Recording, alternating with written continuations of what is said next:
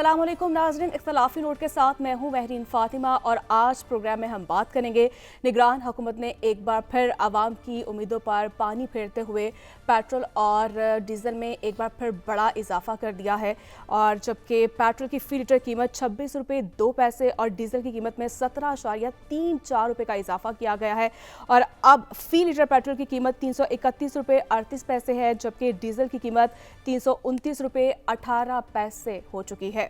निगरान हुकूमत के एक माह में पेट्रोल 58 रुपये 43 पैसे और हाई स्पीड डीजल 55 रुपये 78 पैसे महंगा हो चुका है। और उससे भी ज़्यादा तशवीशनाक बात यह है कि डॉलर की कदर में कमी के बावजूद पेट्रोलियम मसनूआत की कीमतों में इजाफा समझ से बालातर है। हुकूमत तो दावा कर रही है कि महंगाई 38 से 27% पर आ चुकी है, इसके बावजूद रोज़मर्रा की अशिया की कीमतों में भी 100 गुना इजाफा हो चुका है। बज़ाहिर तो यही दिखाई दे रहा है कि आने वाले दिनों में महंगाई में मज़ीद इजाफा होगा। इसी पर आज हम डिस्कशन करेंगे अपने पैनलिस्ट से और हमारे पैनलिस्ट हमारे साथ मौजूद है। साहब, आपकी जानिब आऊँगी, क्या देख रहे हैं आप? पहले बिजली महंगी हुई, अब पेट्रोल भी महंगा हो चुका है, रोज़मर्रा की अशिया की कीमतों में तो ऑलरेडी 100 गुना इजाफा हो चुका है और निगरान हुकूमत तो ये दावा कर रही है कि महंगाई जो है वो 38 से तकरीबन 27% पर आ चुकी है। क्या वजह आप देख रहे हैं? क्या ये सूरत हाल है? मजीद जो है गलत पॉलिसियों की सज़ा कब तक आवाम को मिलती रहेगी? देखिए, we have to be fair.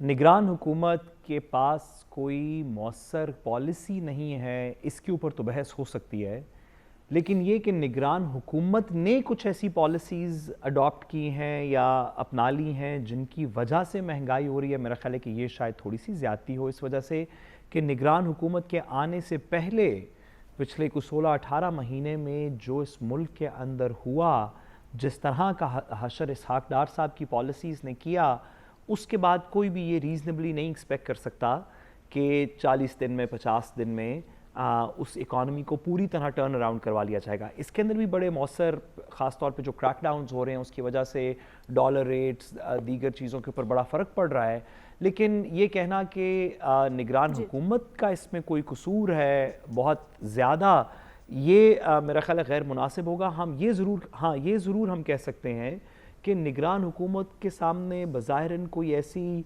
उनकी अपनी इकनॉमिक पॉलिसी नहीं लग रही, इसको निकालने की रियासत की एक इकनॉमिक पॉलिसी लग रही है, रियासत के कुछ इकनॉमिक आइडियाज़, कुछ प्लान्स लग रहे हैं जो कि आने वाले वक्त में पता चलेगा कि उनके क्या आउटकम होता है। लेकिन जो काकड़ साहब की कैबिनेट है उसका कोई इस तरह का प्लान नज़र नहीं आ रहा हमें। लेकिन मैं गुजारिश करूँ कि ये तो हम जो महंगाई की बात कर रहे हैं इसमें पानी, बिजली, ईंधन, कपड़ा, जो दीगर इस तरह की ज़रूरियात हैं, इनसे कनेक्टेड जो नेसेसरी फैसिलिटीज़ हैं।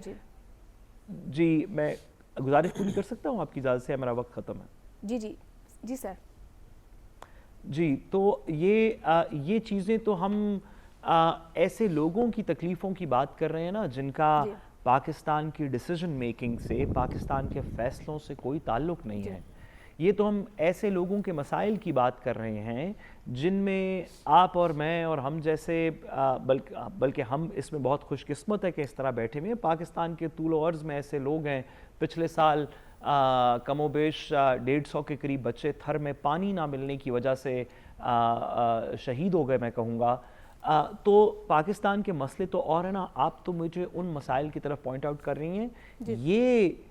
ये इन लोगों के मसले तो पाकिस्तान के फ़ैसला साज़ों के लिए फ़ैसला कुन मराहिल के अंदर कोई मानी नहीं रखते। असल बात की तरफ आइए ना कि महंगाई तो हुई सो हुई, बिजली तो अनअफोर्डेबल है सो है, तेल तो अनअफोर्डेबल है सो है, लेकिन दिल कितना खुश है क्योंकि हमारे दिलों के वज़ीर आज़म वापस आ रहे हैं। इस बात का जश्न मनाने के ऊपर हमें वक्त ज़ाया करना चाहिए। ये गरीब गुरबा की जान की पाकिस्तान के अंदर किसको परवाह है? मेरा ख्याल है बहुत जल्दी आपको इस टॉपिक से हट के तो नवाज शरीफ साहब की इस्तकबालिया तैयारियों की तरफ थोड़ा फोकस करना चाहिए, किसी भी हुब्बुल वतन पाकिस्तानी की तरह। जी ठीक है। अदील साहब, आपकी जानिब आऊँगी, क्या वजह देख रहे हैं आप कि पेट्रोल की प्राइसेस जो बढ़ा दी गई है, क्या वजूहात क्या है? जबकि एक अमरीकी रिपोर्ट के मुताबिक पाकिस्तान इस वक्त 19वां बड़ा तेल के ज़खायर रखने वाला मुल्क है, तो ये जो मादनी वसाइल है, कब ये अवामी दुखों का जो है दावा करेंगे? دیکھیں پہلے تو میں اس بات پہ کمنٹ کرنا چاہوں گا کہ ساتھ صاحب سے بھی آپ نے پوچھا کہ کوئی اور حکومت ہوتی کیا وہ اس اضافے کو روک سکتی تھی؟ بالکل نہیں روک سکتی تھی. پی ڈی ایم حکومت ہوتی, پی ٹی آئی حکومت ہوتی, یہ نہیں روک سکتی تھی. بلکہ یہ جو پیٹرولیم ڈیولپمنٹ لیوی لگائی گئی یہ تو پی ٹی آئی دور میں کمٹمنٹ کی گئی تھی. ہاں اب وہ 60 روپے اس پہ لگ چکی ہے پیٹرول پہ, 50 روپے ڈیزل پہ, اور وہ میکسیمم اس کو اچیو کر چکی ہے. ابھی جو قیمتوں میں اضافہ ہوا کہ جس طرح آپ نے انٹرو میں بھی کہا کہ روپیہ تو مستحکم ہو رہا ہے, پھر یہ اضافہ کیوں ہو رہا ہے؟ عالمی مارکیٹ میں جو پیٹرول کی قیمتیں ہیں وہ بڑھتی چلی جا رہی ہیں. مثال کے طور پہ میرے سامنے جو اس وقت ڈیٹا ہے, 4 ستمبر کو ہم نے $99 فی بیرل پہ تیل خریدا, پھر 97 پہ آیا, پھر 98 پہ گیا, پھر 100 پہ گیا, اور جو ہم نے 13 تاریخ کو پیٹرول یہ جو آئل خریدا عالمی مارکیٹ سے وہ $102.79 میں ہم نے فی بیرل خریدا. اچھا جب عالمی مارکیٹ میں 99 اور 98 پہ تھی اس وقت ہماری کرنسی کافی گری ہوئی تھی, اور اب کرنسی سٹیبل ہوئی ہے تو عالمی مارکیٹ میں قیمتیں تقریباً $3-4 کا اس میں فرق آیا ہے.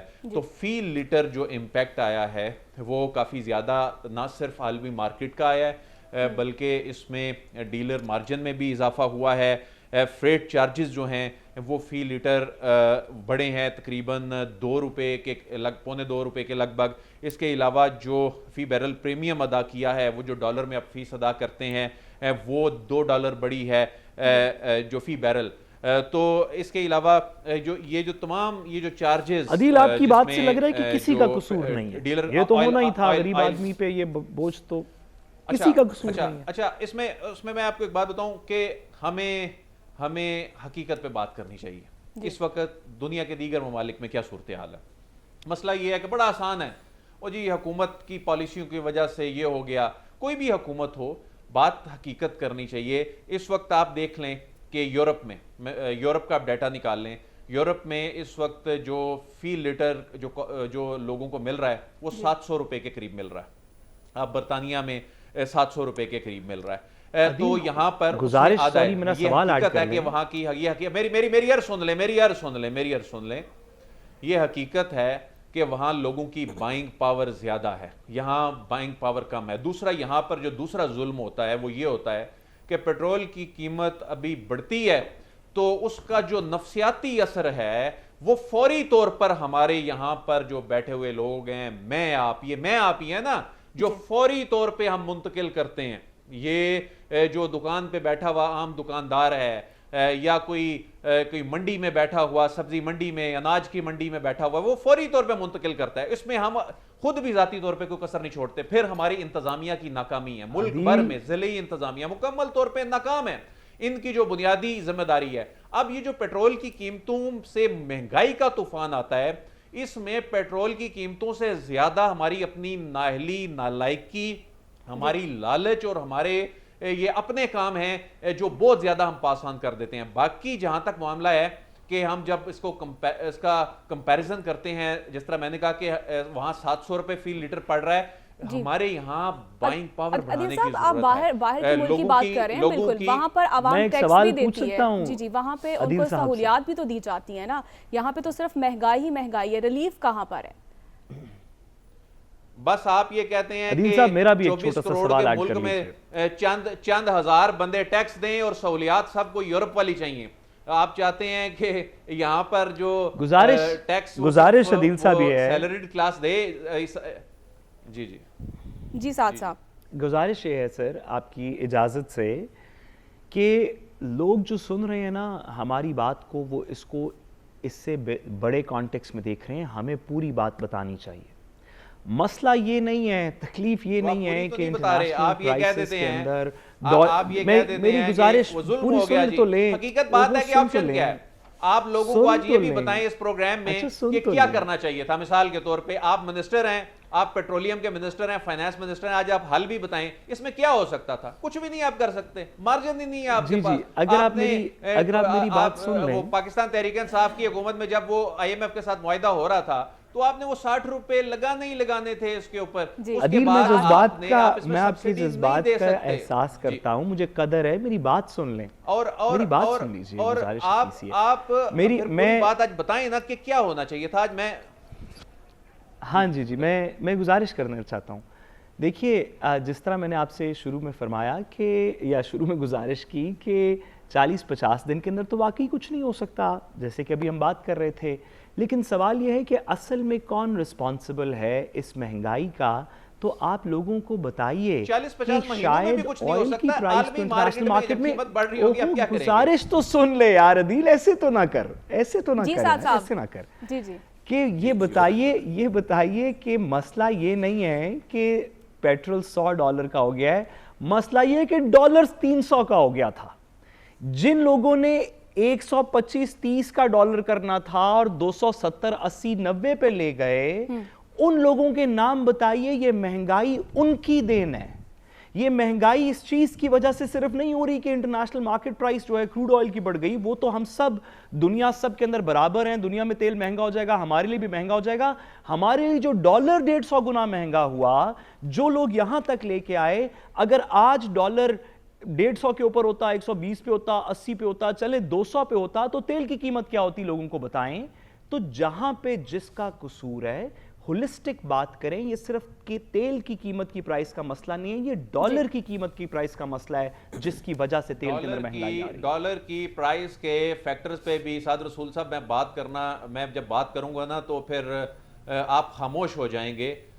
ڈالر کے حوالے سے اس پہ ڈیٹیل, اس میں تو ویسے ہی آپ کے سامنے خاموش رہنا چاہتا ہوں. میں حکومت کی اس کی وجہ سے آپ بات ایک جانب آپ دعویٰ کرتے ہیں کہ بات پوری بتایا کریں, پھر آپ اس بات کو پولیٹیسائز کر دیتے ہیں. یہ فیکٹر پھر یہ افغانستان میں وہاں پر تبدیلی سے شروع ہوا کہ کس طرح وہاں پہ ڈالر, اس وقت امریکی ڈالر آ رہا تھا اور وہ پاکستان کی مارکیٹس میں آتا تھا, پھر وہاں سے جب امریکہ نکل گیا, پھر وہاں پر یہاں سے ڈالر سمگل ہو کے جاتا تھا. یہ پھر کنہوں نے کرنا تھا اس میں, وہ پھر جہاں پر آپ ریسکیو جنہیں کرنے آ جاتے ہیں, پھر اس وقت ان کی بھی حکومت تھی. پھر اس کے بعد جب نئی حکومت آئی, ان کی اپنی نااہلیاں, اپنی کوتاہیاں, ہماری اپنی سوسائٹی میں بیٹھے ہوئے لوگوں نے بھی کردار ادا کیا, مافیا نے کردار ادا کیا. اس کے بعد تو آپ پھر فیکٹس بتانے دیا کریں. ٹھیک ہے دل صاحب, آپ کا کامنٹ آ چکا ہے. صاحب آپ کا بھی کامنٹ آ چکا ہے, مجھے حسن صاحب کی جانے پڑنا ہے. حسن صاحب, پیٹرول میں 8% تک اضافہ ہوا ہے, لیکن پبلک ٹرانسپورٹرز نے 20% تک کرایہ جو ہے بڑھانے کا اعلان کیا ہے.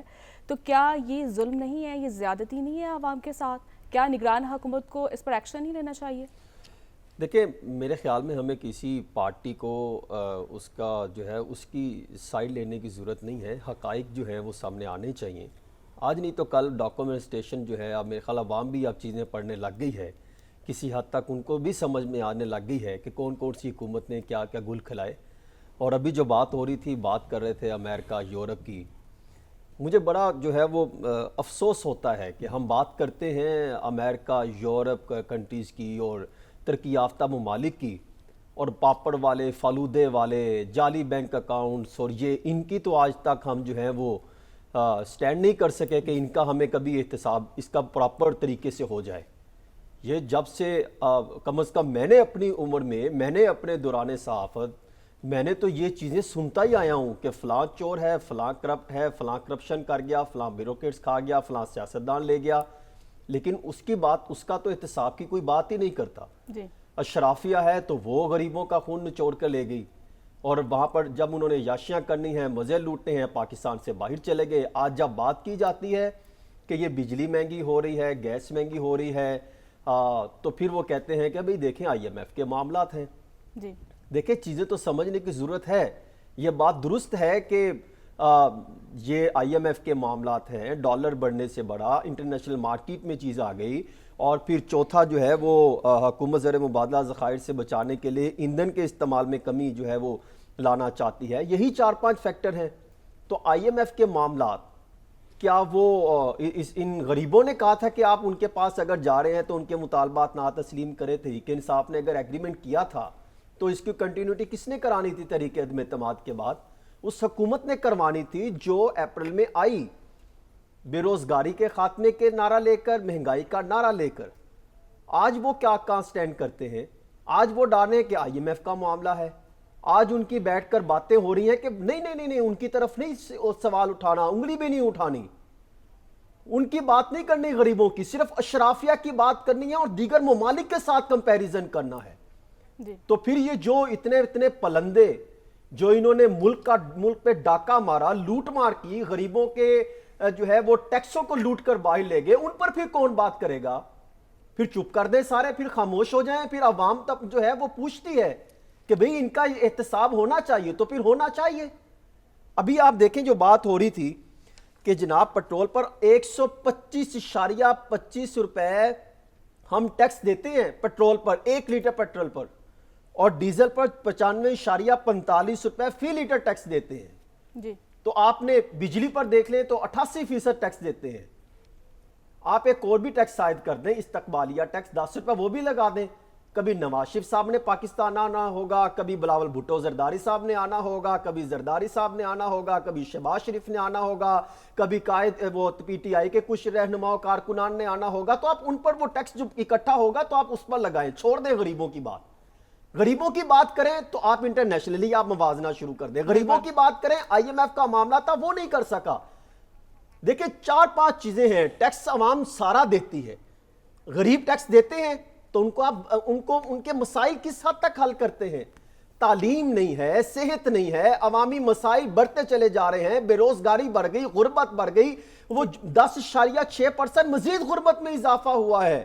ہم مایوسی نہیں پھیلا رہے، ہم تو حقیقت سامنے رکھ رہے ہیں کہ یہ سیاستدان، یہ حکمران جو آج دعویٰ کرتے ہیں کہ غریبوں کی بات کرنی نہیں ہے، وہ اپنے مسائل لے کر بیٹھے ہیں، لیول پلینگ فیلڈ کی بات کرتے ہیں۔ آپ دیکھیں کہ فوڈ کوالٹی یہاں پر نہیں ہے، کوئی گراؤنڈز ان کے پاس نہیں ہے، کوئی پارکس نہیں ہے، کوئی صاف پانی کے مسائل حل نہیں ہوتے۔ مجھے جو رپورٹس دے کر حیرت ہوتی ہے کہ 2.30 کروڑ بچہ جو ہے اسکولوں سے محروم ہے، اسکول نہیں جا سکتا۔ ایک ٹارگٹ ہم نے لیا تھا، وہی 16 ماہ کی حکومت بھی نہیں کر سکی، اس سے پچھلی حکومت بھی نہیں کر سکی۔ اور ہاسپٹلز کے حالات دیکھ لیں، سندھ میں چلے جائیں، ان کو جو ہے دوائی ملنے کے لیے 6 گھنٹے انتظار کرنا پڑتا ہے۔ ابھی میں پچھلے ہفتے میں نے چیف منسٹر یہاں پہ گئے جنوبی پنجاب میں ہاسپٹلز کے وزٹ کرنے، تو میں بھی وہاں پر موجود تھا۔ آپ اندازہ کریں 130 کلومیٹر تک فاصلہ طے کر کے ایک چھوٹی سی مرض کے لیے دوائی لینے پہنچے ہوتے ہیں مریض، ہسپتالوں میں سہولیات ہی نہیں ہے۔ یہ سیاستدان یہ 15-16 سالوں 76 سالوں میں کر کے گئے ہیں، ہاسپٹل کا نظام تباہ و برباد کر گئے، اور آج اگر وہ بات ہاسپٹلز کی ٹھیک کرنے کی کریں تو کہتے ہیں فلاں کا کام نہیں ہے، فلاں کام کرے گا۔ بھئی سہولیات دینا تھا، سیاستدانوں کا کام تھا۔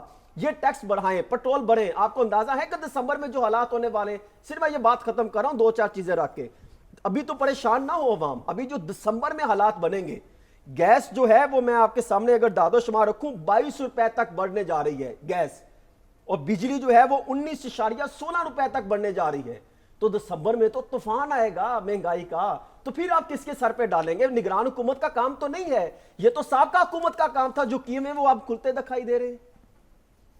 جی اب کیا بولوں، اور آپ کے سامنے یہ ڈاٹا بولتا جاؤں گا، یعنی دسمبر میں جو ہے وہ حالات مزید جو ہے وہ خراب دکھائی دے رہے ہیں۔ تو وہیں ناظرین مجھے بریک لینی ہے، تو بریک کے بعد ہم بات کریں گے، اور جس طرح سے پیپلز پارٹی اور نون لیگ ایک دوسرے پر لفظی گولہ باری کر رہی ہے، اور پہلے جہاں پر تعریفوں کے پل باندھے جاتے تھے، قصیدے پڑھے جاتے تھے، اور اب جو ہے اب قصیدوں کی بجائے اب جو ایک دوسرے پر جو ہے لفظی گولہ باری کی جا رہی ہے، اور یہ کیا ایک دوسرے پر تنقید کی جا رہی ہے، اسی پر ہم بات کریں گے ایک بریک کے بعد۔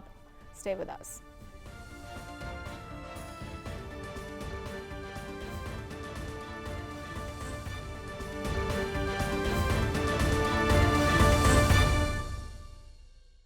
ویلکم بیک ناظرین، اور اب بات کریں گے جس طرح سے پیپلز پارٹی اور مسلم لیگ نون میں ایک بڑا اتحاد تھا، اور جب PDM حکومت کا حصہ تھے تو ایک دوسرے کے قصیدے پڑھے جاتے تھے، تعریفوں کے پل باندھے جاتے تھے، لیکن جو ہی حکومت ختم ہوئی ہے تو اب یہ صورتحال بن چکی ہے کہ لفظی نوک جھوک کا سلسلہ اس قدر بڑھ چکا ہے، جہاں پر پیپلز پارٹی کی جانب سے جو ہے کچھ اعتراضات بھی اٹھائے جا رہے ہیں، کچھ سوالات بھی اٹھائے جا رہے ہیں، اور فیصل کریم کنڈی صاحب نے کہا ہے کہ سندھ میں کسی سیاسی جماعت کے جانے پر پابندی نہیں ہے، اور پیپلز پارٹی نے کبھی بے ساکھیوں کا سہارا نہیں لیا ہے۔ کیا گفتگو کی ہے، پہلے وہ سن لیتے ہیں۔ تو وہیں ندیم افضل چند صاحب بھی کہہ رہے ہیں کہ کوئی ووٹ کو عزت دینے کے نظریے سے بھاگا ہے تو ہمارا کیا قصور ہے، پنجاب ہی نون لیگ کے لیے گڑا بن چکا ہے۔ ان کی بات بھی سن لیتے ہیں۔ تو ناظرین وہیں حنیف عباسی صاحب بھی کسی سے پیچھے نہیں رہے اور انہوں نے بھی کہا کہ پیپلز پارٹی کے پاس صرف بھٹو زندہ کا صرف نعرہ ہے اور کارکردگی صرف اور صرف 0/0 ہے. ان کی بات بھی سن لیتے. عادل صاحب آپ کی جانب آؤں گی, کیا دیکھتے ہیں آپ کہ کیا دیکھ رہے ہیں ہم دو بڑی جماعتیں جو جس طرح سے ایک دوسرے کے بارے میں بڑے اچھے الفاظ کا استعمال کرتی تھی, آج حنیف عباسی صاحب کیا کہہ رہے ہیں کہ پیپلز پارٹی کی جو کارکردگی ہے وہ 0/0 ہے؟ وہ تو ایک غیر فطری الائنس تھا, وہ تو ایک خاص مقصد کے لیے بنا تھا اور اس مقصد میں بھی وہ بدنامی کمانے کے سوا کچھ ہاتھ نہیں آیا, اور جو قوانین ختم کرنے آئے تھے وہ جاتے جاتے چیف جسٹس صاحب نے آخری دن ریوائیو کر دیے, تو ان کا تو ہو گیا گھاٹے کا سودا. اب یہ آپس میں پہلے بھی لڑتے ہیں, یہ تو لڑنا تو اس طرح الفاظ سے لڑنا تو کوئی بات نہیں, انہوں نے تو ایک دوسرے کے خلاف جو کچھ کیا ہوا ہے وہ تو انتہائی شرمناک انہوں نے ایک دوسرے کے خلاف اقدامات کیے ہوئے ہیں. ابھی اس وقت جو چیخیں نکل رہی ہیں, اس وقت جو اعتراض ہے, خاص طور پہ جو پیپلز پارٹی کی جانب سے جو یہ رد عمل آیا ہے, اس کی 6 وجوہات ہیں. ایک وجہ تو یہ ہے کہ پیپلز پارٹی یہ سمجھتی ہے کہ جو وفاق میں نگران حکومت ہے, اس نگران حکومت میں 4 شخصیات ایسی ہیں جو نون لیگ کے ساتھ بہت کلوز رہی ہیں, اگرچہ وہ نون لیگ کے ساتھ ابھی اس طرح سے وابستہ نہیں ہیں, لیکن بڑی کی پوزیشنز پہ انہوں نے ان کے ساتھ کام کیا ہے. پھر ان کا دوسرا اعتراض یہ ہے کہ نون لیگ آگے لیڈنگ رول جو ہے ان کا ہوگا اگلے سیٹ اپ میں, یہ ان کا پوائنٹ آف ویو ہے, اور پھر انہیں جو آگے ان کا رول نظر آ رہا ہے تو اس میں ان کا حصہ نظر نہیں آ رہا. تو ایک اور خدشہ یہ ہے کہ جو نگران حکومت جو کہ انہوں نے ہی بنائی لیکن اب وہ چبھنے لگی ہے, وہاں پر کچھ کیسز بن رہے ہیں کچھ شخصیات کے خلاف, اور جو ان کے بڑے کچھ قریبی لوگ تھے وہ زد میں آ رہے ہیں. یہ جو کریک ڈاؤنز اور جو مختلف جو نگران حکومت وہاں پر اقدامات اٹھا رہی ہے. پھر انہوں نے تو ایک دن بلکہ انہوں نے تو گھنٹے کیلکولیٹ کر کے رکھے ہوئے تھے کہ حکومت سے باہر رہنا کتنا گھاٹے کا سودا ہے اور حکومت کے اندر رہنا کتنا فائدے کا سودا ہے. تو انہوں نے حکومت ان کو نظر آ رہا ہے, ظاہر ہے الیکشن جو 90 دن کے اندر تھے وہ تو ہو نہیں سکتے, اور جو معاملہ آگے طول پکڑتا جا رہا ہے تو اس کا سب سے زیادہ نقصان انہی کو ہوگا. ظاہر ہے جب اگر یہ تمام چیزیں کامیاب ہوتی ہیں, اسٹیبلٹی آتی ہے, جو بہت سے لوگ وہاں دندناتے پھر رہے تھے یا ان کو فائدہ پہنچا رہے تھے کسی نہ کسی طریقے سے فائنینشلی یا کسی اور طریقے سے, ان پہ ہاتھ پڑتا ہے تو اگلے الیکشن میں ان کے لیے مشکلات بڑھ جائیں گی. یہ وہ وجوہات ہیں جن کی وجہ سے ان کا جو رد عمل ہے وہ آ رہا ہے. اور دوسری بات یہ ہے کہ اب یہ اپنی سیکنڈ ٹیئر کی لیڈرشپ سے جو زبان استعمال کروا رہے ہیں, انہوں نے میدان میں اتارا ہے تاکہ کل کو اکٹھا بھی بیٹھنا پڑے تو وہ کہیں گے جی یہ چھوٹے تھے, انہوں نے ان سے غلطی ہو گئی, لیکن اب عوام کو کچھ تو بتانا ہے, کارکردگی تو ہے نہیں ہے. تو اب ایک دوسرے کو اس طرح سے اب کرٹیسائز کر کے, ان کے بڑوں کو کرٹیسائز کر کے, گالی نکال کے ہی کوئی یہ کیتھارسس کرنے کا کوشش کر رہے ہیں.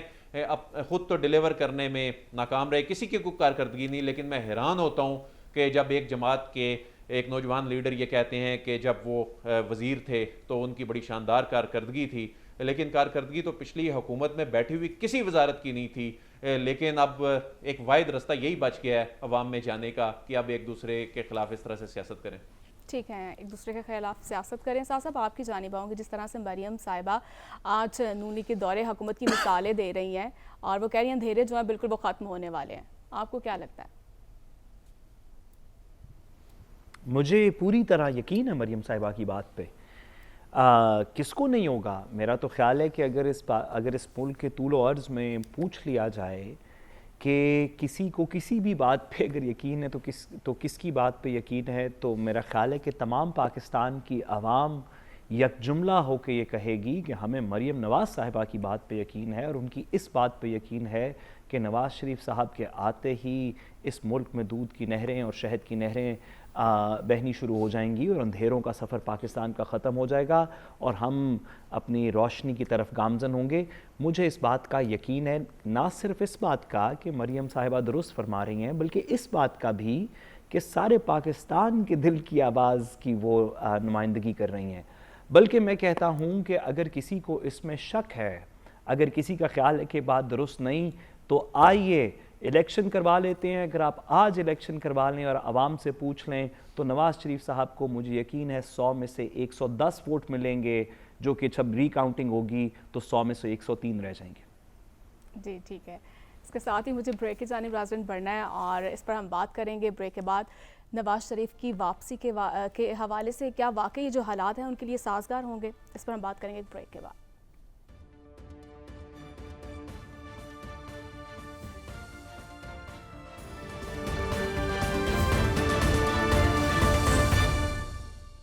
ویلکم بیک ناظرین. حسن صاحب آپ کی جانب آؤں گی. جس طرح سے نواز شریف صاحب کی واپسی کی ڈیٹ بھی اناؤنس ہو چکی ہے اور اس وقت جو سیاسی حالات ہیں, آپ دیکھ رہے ہیں کہ یہ سیاسی حالات جو ہیں ان کی واپسی کے لیے موزوں ہیں. دیکھیں, مسلم لیگ نون تو یہ دعویٰ کر رہی ہے کہ ان کے لیے تو حالات بہتر ہوتے دکھائی دے رہے ہیں, اور ابھی مریم نواز شریف صاحبہ یہ فرما رہی تھی کہ نواز شریف نے قوم سے کیے ہر وعدے کو پورا کیا. تو ابھی کچھ دیر قبل انہی کے ہی ایک سینئر رہنما جو سابق وفاقی وزیر تھے, ان سے میری بات تھی. انہوں نے کہا انہوں نے تمام وعدوں کو پورا کیا, بس وہ جو ایک 50 روپے کے سٹامپ پیپر پر باہر علاج کروانے گئے تھے وہ وعدہ پورا نہیں ہو سکا. اس کے بعد وہ واپس نہیں آئے اور علاج بہت لمبا ہو گیا. اور پھر وہ وہی وزیر کہتے ہیں کہ جب حکومت ہم اقتدار میں آئے تھے اپریل میں, تو اس وقت ہم نے یہ کہا تھا کہ نواز شریف صاحب کا جو 2017 یعنی وہ 13 سے 17 کا جو حوالہ دیتے ہیں, تو اس ٹائم جو ترقی کا فارمولہ تھا اسی کو ہم امپلیمنٹ کرتے ہیں, لیکن وہ کسی نے ہماری بات سنی ہی نہیں. وہ یعنی عجیب و غریب سی منطق پیش کرتے ہیں. تو میں یہ سمجھتا ہوں کہ ان سیاسی جماعتوں کے, اور پھر بلاول بھٹو صاحب بھی آج وہ اقتدار سے باہر نکلے تو آج ان کو سب یاد آ گیا کہ یہ اس جماعت کے ساتھ ہم چلیں گے نہیں, فلاں کام نہیں ہوگا, ہمیں لیول پلینگ فیلڈ دی جائے. صرف میں یہ پوچھنا چاہتا ہوں ان سیاسی جماعتوں سے کہ کیا یہ دوران اقتدار عوام کو لیول پلینگ فیلڈ دے کر گئے تھے؟ نہیں دے کر گئے نا. عوام کے ساتھ جو برا حال کر کے گئے, آج جب ان کے ساتھ ہوتا دکھائی دے رہا ہے تو پھر یہ جو ہے وہ عوام کے سامنے جا رہے ہیں. عوام کے سامنے اصول بھول گئے, اخلاقیات بھول گئی, ضابطے پکڑ کے انہوں نے اڑا دیے, سب کچھ ختم کر دیے. ایک اس حد تک الزام تراشی پر چلے گئے کہ عوام کو جو خود معاشرے سکھانے آئے تھے, جو خود اخلاقیات سکھانے آئے تھے, آج خود تمام حدیں پار کرتے دکھائی دے رہے ہیں. خود جو ہے ایک دوسرے کے سامنے ہے. اسی پلیٹ فارم پر عدیل ورائش صاحب, میں, سعد رسول صاحب یہ بات کہتے رہے جب یہ 16 ماہ پی ڈی ایم کی حکومت چلتی رہی کہ جیسے یہ اقتدار سے نکلیں گے تو یہ عوام میں رونا ڈال دیں گے. عوام کو سامنے رو کر ان کے مفادات, اپنے مفادات کو سامنے رکھ کر ان کی ترجیحات ان کو اپنی طرف مائل کرنے کی کوشش کریں گے. ان کی نظر میں کوئی عوامی ٹچ نہیں ہے, ان کی ذہن میں کوئی عوامی مسائل کی فکر نہیں ہے, ان کو صرف اپنے مسائل کی فکر ہے. کیوں؟ کیونکہ آپ دیکھیں منی چینجر, آپ کو پتہ ہے 11 منی چینجر پکڑے گئے ہیں, اور میری اطلاعات کے مطابق انہوں نے 52 سیاستدانوں کے نام اگل دیے ہیں, اور انہوں نے کہا ہے کہ یہ سیاستدان ہے کہ جو اربوں روپے, کروڑوں روپے کس طریقے سے حوالہ ہنڈی کے ذریعے پیسے باہر بھجواتے ہیں. اور پھر میرے خیال میں 52 کے قریب 53 کے قریب بیوروکریٹس بھی ہیں, اور 9 جو ہیں وہ بزنس مین ہیں کہ کس طریقے سے پاکستان کا پیسہ باہر لے کر گئے. ان کو جب ایف بی آر بلائے گی, ان سے پوچھ گچھ کرے گی تو پھر ایک طوفان آئے گا. ان کو نظر آ رہا ہے کہ اب بنیادی طور پہ یہ معاملہ کھلے گا. تو اور دوسری بات یہ بات کہتے ہیں کہ نیب کا ہمیں خوف ہی نہیں ہے. بھئی اگر آپ کو نیب کا خوف نہیں ہے تو مشترکہ طور پہ اعلان کریں کہ تمام جن پر الزامات لگے ہیں ان کا میرٹ اور شفافیت کی بنیاد پر ان کا احتساب ہونا چاہیے. اور رہی بات نواز شریف صاحب کی, اللہ کرے نواز شریف صاحب پاکستان آ جائیں. سعد رسول صاحب نے اسی پلیٹ فارم پر وعدہ کیا تھا کہ ہم ان کو ریسیو کرنے جائیں گے, تو میں تو اس جو ہے وہ دن کا انتظار کر رہا ہوں کہ وہ پاکستان آئے, انتخابات ہوں, عوام کو کچھ سکون ملے کہ وہ قائد, ہم بھی عدیل کی گاڑی میں بیٹھ جائیں گے. پتیوں کا ٹرک بھی آپ نے تیار حسن, آپ اور میں بھی عدیل کی گاڑی میں بیٹھ جائیں گے, چلیں گے سارے اکٹھے. دیکھیں ہم تو چاہتے ہیں کہ آپ اور میرے اور پوری عوام کے دلوں کے پرائم منسٹر پاکستان آئے. سعد رسول صاحب اگر انہوں نے, عدیل صاحب چلا رہے ہوں گے گاڑی, ہم بھی ساتھ چلیں گے, پھر علاج بھی وہیں سے شروع ہوگا. سعد رسول صاحب اگر انہوں نے کہہ دیا کہ علاج بھی وہیں سے شروع ہوگا, پھر کیا کریں گے؟ بس پھر صبر کا پیمانہ پکڑی رکھیں گے اور دعا کرتے رہیں گے جیسے آج کر رہے ہیں. ٹھیک ہے سر صاحب، جس طرح سے مریم صاحبہ ہمیشہ 2017 کی حکومت کا حوالہ دیتی ہیں، جبکہ 2018 میں بھی ان کی حکومت رہی اور پچھلے 16 ماہ بھی مسلم لیگ نون کی حکومت رہی، کیا وجہ ہے کہ اس کی ذمہ داری کیوں نہیں لیتی ہیں وہ؟ نہیں دیکھیے، ایسے زیادتی نہ کریں، یہ زیادتی نہ کریں کہ مریم نواز صاحبہ کوئی کام غلط کرتی ہیں۔ ایسی بات تو بالکل میرا خیال ہے کہ پاکستان میں آپ کو کوئی شخص ایسا نہیں ملے گا جو اس بات کو قبول کرے، اور اگر آپ نے زیادہ اس بات پہ انسسٹ کیا کہ مریم نواز صاحبہ کوئی غلطی بھی کر سکتی ہیں، تو میں اپنے بیورو چیف عدیل بڑائچ صاحب سے کہوں گا کہ آپ کے خلاف سخت سے سخت ایکشن لیں، کیونکہ پاکستان میں اس طرح کی بات کی کوئی جگہ نہیں ہے۔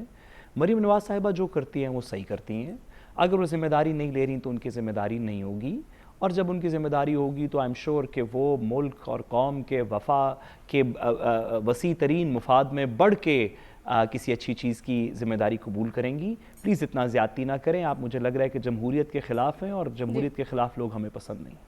دیکھیں نا، 2018 میں بھی شاہد خاقان عباسی تھے تب پرائم منسٹر، اور تب شہباز شریف صاحب تھے۔ ایسی کیا وجہ جو شہباز شریف صاحب جو ایسا کام نہیں کر پائے ہیں، جو وہ ذمہ داری لینے سے کتراتے ہیں؟ یہی سوال میں عادل آپ سے بھی کروں گی۔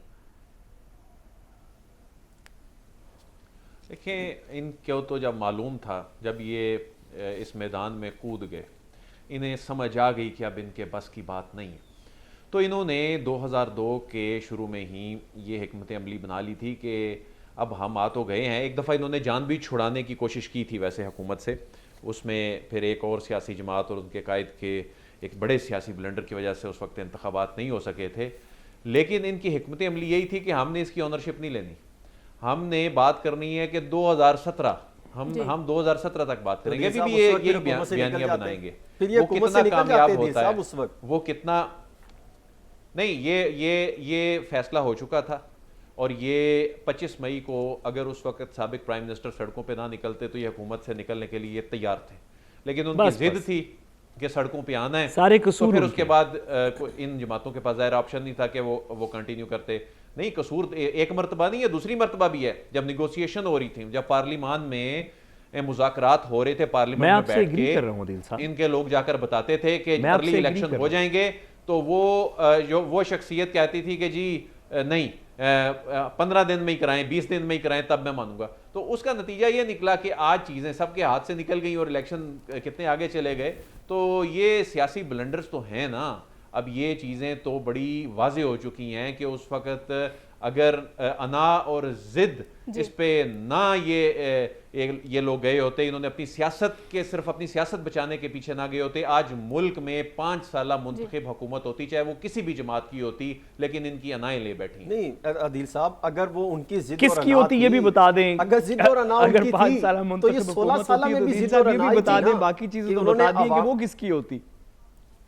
ٹھیک ہے، بالکل صاحب، بالکل اب پروگرام کا جو وقت ہے ختم ہو چکا ہے۔ جس طرح سے پی ڈی ایم حکومت معاشی تباہی کا سبب بنی ہے، یہ تو آنے والا وقت ہی بتائے گا کہ کتنی مشکلات جو ہیں وہ سابقہ پی ڈی ایم حکومت کے لیے بڑھ چکی ہے۔ اسی پر ہم مزید بھی بات کریں گے، لیکن آنے والے پروگرامز میں اس کے ساتھ مجھے اجازت دیجیے، اللہ حافظ۔